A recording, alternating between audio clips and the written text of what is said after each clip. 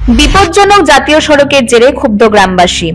ঘটনা ভারতরত্ন অটল বিহারী বাজপেয়ী চরিলাম বিদ্যাজ্যোতি স্কুলের সামনে ৮ নং জাতীয় সড়কে। জাতীয় সড়কের মধ্যে বড় বড় গর্ত হয়ে জল জমে রয়েছে, ফলে প্রতিদিন ঘটছে দুর্ঘটনা। ছাত্রছাত্রী, যানবাহন চালক থেকে পথচারীকে দুর্ভোগ পোহাতে হচ্ছে। যে কোনো সময় বড় ধরনের দুর্ঘটনা ঘটে যেতে পারে। ক্ষুব্ধ গ্রামবাসী অতি দ্রুত জাতীয় সড়ক সংস্কারের জন্য প্রশাসনের নিকট আবেদন জানিয়ে রাস্তা অবরোধের হুঁশিয়ারি দিয়েছে সোমবার সকালে।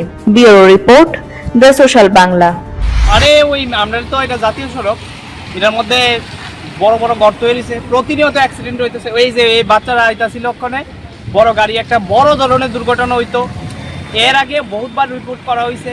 আমার কথা হইলে এখানে কি ডিএম, এসপি তারাও কি যায় না, পিডব্লিউডির সংস্থার কেউ কি যায় না, কোনো ইঞ্জিনিয়ারও কি যায় না, তাহলে তারা কি নজরে পড়ে না? প্রতিনিয়ত অ্যাক্সিডেন্ট হইতেছে, ছোটো বড়। গতকালকে রাত্রিও একবার হয়েছে।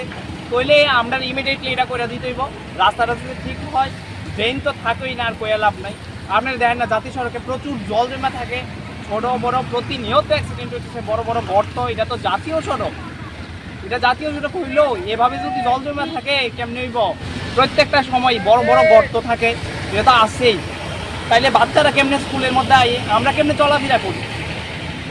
এভাবে যদি জল আটকে থাকে কেমনে হইব? এই জায়গাটার নাম কি? এই জায়গাটার নাম উত্তর চরিলাম বনকুমারী চরিলাম স্কুলের সামনে। তোমরা কি চাইতেছো? আমরা চাইতেছি আজকের ভিতরে যদি কাজ নেয় তত ভালো, স্টেপ নেওয়া ভালো। আর যদি না নেয় আমরা কিন্তু রাস্তা অবরোধ করতে বাধ্য, কিচ্ছু করার নেই। আমরা গাড়ি চলতে দেবো না, যা খুশি তা হোক, আমরা দেবো না।